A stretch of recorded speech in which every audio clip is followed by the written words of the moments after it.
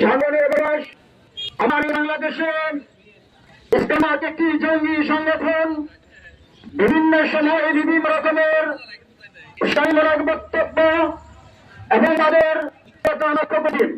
আমরা উপরে লক্ষ্য করছি ইসলামের এই জঙ্গি সংগঠনের মাধ্যমে ঢাকার মুখে বসেন তারাবির নামাজের সময় তারা তাদের মন্দিরে সাংস্কৃতিক অনুষ্ঠানের নামে গানবাদ্য অনুষ্ঠান করতেছিল।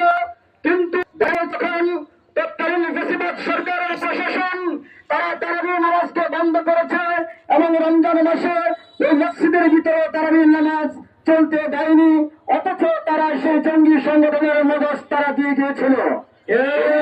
কিন্তু আজকে আমরা লক্ষ্য করলাম সেই মদত পুষ্ট জঙ্গি সংগঠন ইসলাম তারা বারবার বিভিন্ন রকমের যে তৎপরতা চালিয়েছে তার মধ্যে থেকে চট্টগ্রামে সাইফুল ইসলাম আলী ভাই তারা জঙ্গি হত্যার মাধ্যমে তারা তাকে শহীদ করেছেন।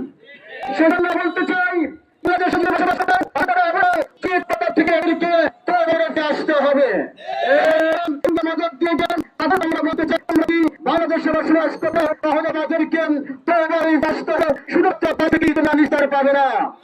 অতএব যদি বাংলার জনগণের সাথে মিশে তোমরা থাকতে চাও তো বাস্তবের মাধ্যমে তোমাদেরকে শুদ্ধ হয়ে তোমাদেরকে বসবাস করতে হবে।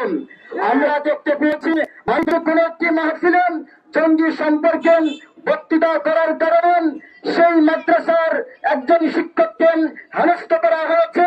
এর দ্বারা আমরা বলছি আমাদের ইস্কন্দের অনেক দালাল এবং স্বৈরাচারদের অনেক দালাল ঘুরতে বেড়ে আছেন। অত যারা যখন ঘুরতে আছেন তাদেরকে বাংলাদেশের ইসলাম করতে হবে না হবে না। লক্ষ্য করেছেন আমরা বাংলাদেশের মধ্যে বিভিন্ন অস্থিরতা সৃষ্টি করার জন্য ইসলাম যেরকম ভাবে অস্থিরতা তৈরি করে যাচ্ছে, এর সাথে সাথে আমাদের এই বাংলাদেশে ইসলাম প্রচারের নামে বিভিন্ন সময় আমাদের বাংলাদেশে অস্থিতিশীল পরিস্থিতি তৈরি করার জন্য তৎপরতা চালিয়ে যাচ্ছেন।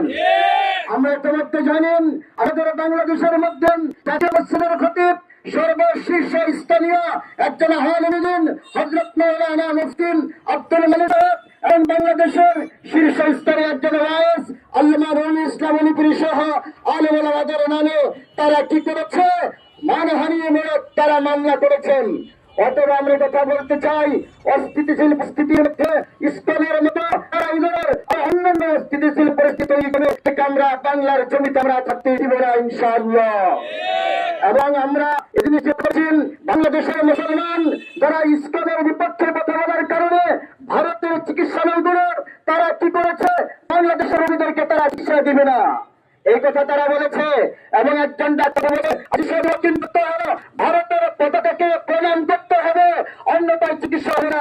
না তো শিক্ষিত মুসলমান বসে থাকতে চায় না, প্রয়োজনীয় ধ্যান দিবে। তারপরে ভারতের পতাকা মুসলমান প্রণাম করতে না, তারা ঘোষণা দেবে বাংলাদেশের রোগীদেরকে তারা চিকিৎসা দিবে না। সেই ঘোষণা দেওয়ার পর তাদের চিকিৎসা ডাক্তাররা ভারতের সমস্যা রোগী খুঁজে পায় না। মুসলমানদের পদক্ষেপ নিয়ে তোমরা এসে আপনি ইসলামের সমস্যায় রইতে চাই যে তোমরা বাংলার জমিতে অপতৎপরতা ত্বরান্বিত করতে চাও, তাহলে তোমাদেরকে বাংলার জমিতেই তোমাদেরকে প্রস্থান দেওয়া হবে। তোমাদের সমস্ত অস্ত্রগুলো বাংলার জমিতে করা হবে। সেই জন্য আমরা আমাদের এই সমাবেশ থেকে ঘোষণা দিতে চাই, 1 নম্বরে সরকারের কাছে আমাদের ঘোষণা হলো ইসলাম জঙ্গি সংগঠনকে নিষিদ্ধ ঘোষণা করা হলো। ইসলামদের যত রকমের মন্দির নামে সমস্ত ধর্মীয় উপাসনাকে নারী সম্মানকে খেলা যায় এবং সেগুলো বাংলাদেশে